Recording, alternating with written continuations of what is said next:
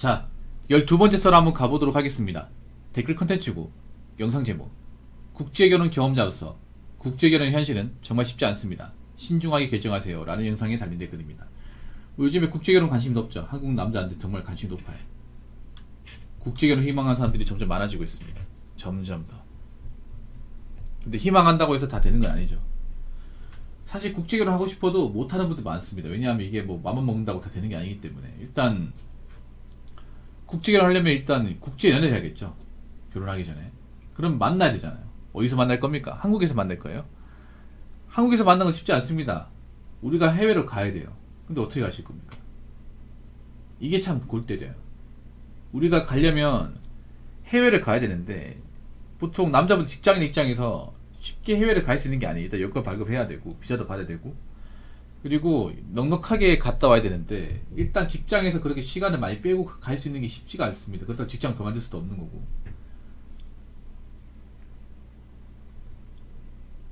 그래서 이거를 좀 쉽게 할 수 있는 분들이 많지가 않아요.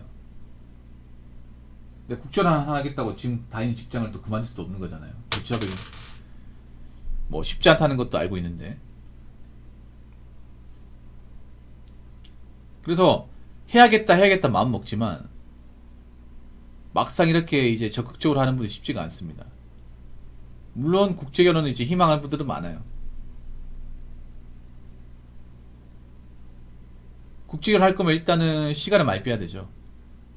시간을 많이 빼야겠죠. 내가 해외로 갈 수 있는 시간. 그리고 가장 중요한 게 언어가 돼야 됩니다. 언어. 나는 뭐 언어 공부 안 하고 외국 아가씨가 한국말 되니까 나는 언어를 배울 필요 없어. 그런 마음도 가지면 안 돼요. 언어를 배워야 됩니다. 그분들이 언어를 한국어를 배운다고 해서 얼마나 잘할까요? 영어를 배워야 됩니다. 영어를. 영어도 배워야 되고 그 나라의 문화도 배워야 됩니다. 베트남 아가씨가 결혼할 건 베트남은 어떻게 살고 있는지, 베트남 여자분들은 어떤 가치관을 가지고 있는지, 어떤 연애관을 가지고 있는지, 이 나라 사람도 어떻게 사는지 이런 것들을 좀 정보를 파악하고 그리고 그 나라의 언어를 배워야 됩니다. 이런 노력을 하지 않으면 사실 난 국제결혼 안 하는 게 맞다고 생각합니다. 국제결혼도 그냥 뭐 쉽게 하는 게 아니죠. 돈도 들고 시간도 필요하고 공부도 필요하고 노력도 필요합니다. 그리고 서로 이제 살아가면서 가장 문제가 문화적인 차이란 말이에요. 문화적 차이. 이걸 잘 극복을 해야 돼. 그래서 막상 국제결혼을 이제 시도하는 분들은 그렇게 많지 않아요.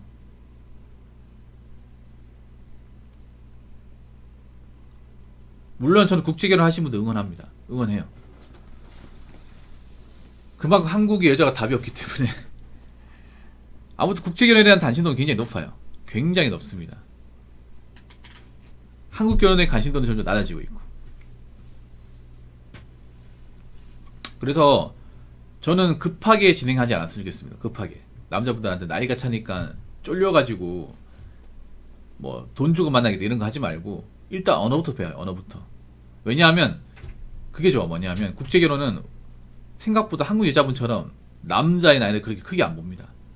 예. 그리고 언어가 안 되면 굉장히 불편해합니다.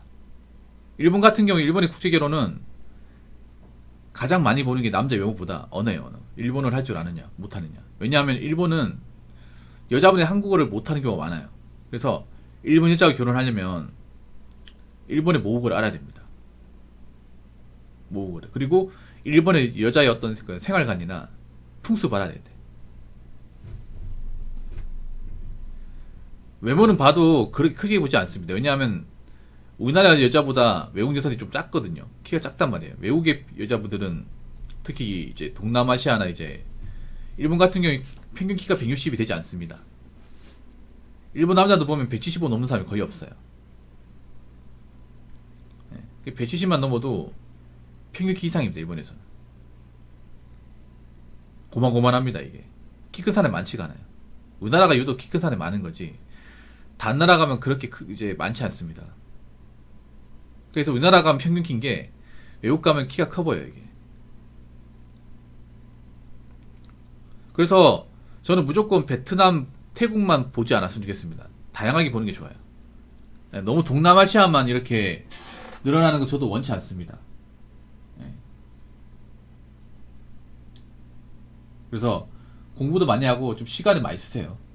그냥 무조건 난 베트남 아가씨만 만나야겠다 그렇게 생각하지 마시고요. 좀 남자분들 보면 국제결혼이랑 환상만 많이 가지고 있는 분들이 많아. 근데 결혼 현실이잖아요, 현실. 환상만으로 결혼할 수 없단 말이에요. 그래서 공부를 많이 해야 돼, 공부를. 그냥 데리고 와 살면 되지 이런 마인드 가지면 안 됩니다. 여러분 같은 외국 가서 살려고 하면 적응할 수 있겠냐고. 적응 못할 거 아니야. 그럼 그 나라 아가씨들도 마찬가지일 거 아니에요. 그리고 그 나라 아가씨들이 한국에 다 맞출 거라 생각도 하지 마십시오. 어느 정도 맞추되 못 맞추는 게 있으면 또 이해해줘야 됩니다. 애초에 맞추는 게 어렵죠. 왜냐하면 식습관이나 생활 풍습이나 가치관이나 경제관념 이런 것들이 차이가 많단 말이에요, 이게. 그래서 이런 것들을 좀 오랫동안 관찰하고 좀 진지한 만남 해봐야 됩니다. 급하게 진행하면 안 돼요, 급하게. 나이는 한국만큼 그렇게 많이 보지 않아요. 나이는. 그렇기 때문에 천천히 좀 진행을 하세요, 천천히. 한 사람만 만나고 이 사람이 답이다 생각해서 그 끝낼 게 아니라 여러 사람 보면서 관찰해야 돼. 그래야 저는 이 국제결혼 성공 확률이 높다고 생각합니다. 그리고 국제결혼 한다고 해서 끝나는 게 아니라 국제결혼 하고 나서도 그 나라의 어떤 문화권을 존중해줘야 돼요. 그런 것들이 필요합니다. 그냥 한국에 데려와서 10만 원이면 된다 이런 마인드 안 좋아 이게. 이거 옛날 마인드, 옛날 마인드. 옛날 매매운 시절. 그냥 돈 주고 데려와 살면 되지 이런 마인드잖아요. 그런 마인드 가지면 안 돼. 이거 굉장히 저급한 생각이에요. 기용할 거면 좀 넓게 보시고 한 나라 볼 게 아니라 여러 나라를 보시고 공부도 많이 하시고 유튜브 같은 데 보면 이제 그 나라의 어떤 여성들의 어떤 그런 생활 습관이나 풍습, 언어 이런 것도 알 수 있잖아요.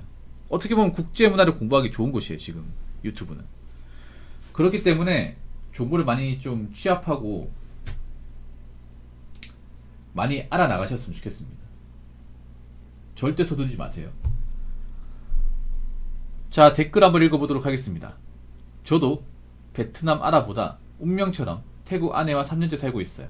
문화 차이는 거의 없고 음식 문화가 단점이랄까 대부분 고맙고 항상 감사합니다. 결혼이란 반려자를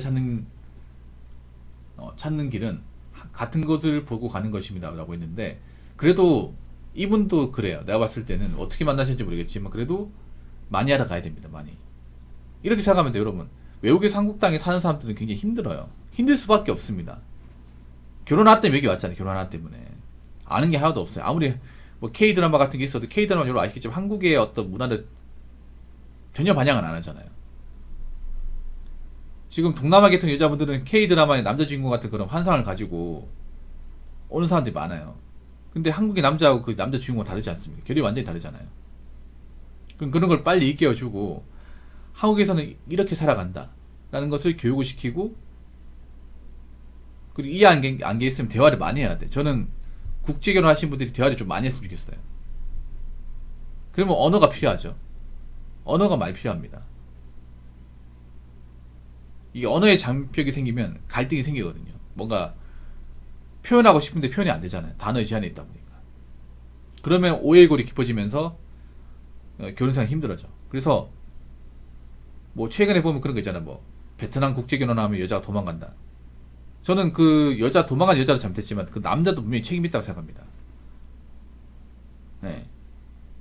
보통 베트남하고 결혼해가지고 여자가 도망가는 케이스는 물론 다른 남자가 있어서 도망가는 것도 있겠지만, 남자가 보통 굉장히 가부장적이고 여자를 무시하고 그리고 좀 그 나라의 어떤 문화를 존중하지 않는 것들이 많아요.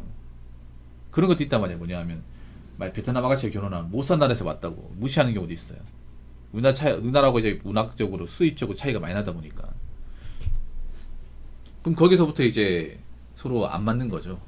여러분 하나 아셔야 되는 게 있어요. 예를 들어서 베트남 같은 경우에는 베트남 대부분 한국 땅에 와서 일을 하려고 합니다. 베트남분도 굉장히 부지런하거든요. 여자들이 일을 해요. 노는 사람이 별로 없어.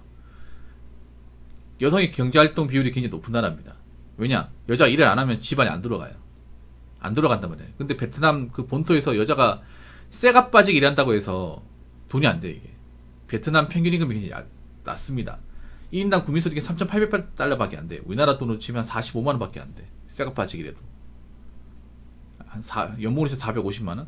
그러니까 달에 40만원 벌기 힘들어요. 근데 한국 땅에 오면 뭐 주간 근무해도 200만원 벌 수 있단 말이에요. 그래서 베트남 여자분들은 이런 거예요. 뭐냐, 내가 한국 땅에 돈을 벌면 고기 얼마 보태줄 수 있다. 돈을 많이 벌 수 있다. 우리나라 사람들은 월 200 번다고 해서 많지 않겠지만 외국에 있는 여자분들은 월 200 벌어도 이거 한 50만 보태줘도 우리 가족도 편하게 산다. 그런 마인드 가지고 있는 사람 많아요. 그래서 이런 것들을 좀 알아야 돼. 아마 베트남이나 필리핀 쪽은 오면 일을 할 겁니다. 일하고 싶어 하는 사람들이 많아요. 그런 것들을 또 무시하면 안 돼. 집안일 하나니까 왜 자꾸 밖으로 싸다니냐, 이런 거 무시하면 안 돼요. 그분들은 집안에 있는 분들이 별로 없어요. 베트남 현지 가보면 젊은 아가씨들이 오토바이 타면서 왔다 갔다 거리면 일하는 분들 정말 쉽게 보거든요. 정말 쉽게 봐요. 한국은 그런 게 좀 대중 안 되잖아. 한국은 결혼하면 여자들이 다 눌러 앉으려고 하잖아요. 저런 식으로. 그러니까 존중해줘야 돼. 그러니까 베트남 아가씨들이 왜 일을 하는지 알아야 됩니다. 베트남 아가씨는 단순히 결혼이 아니에요.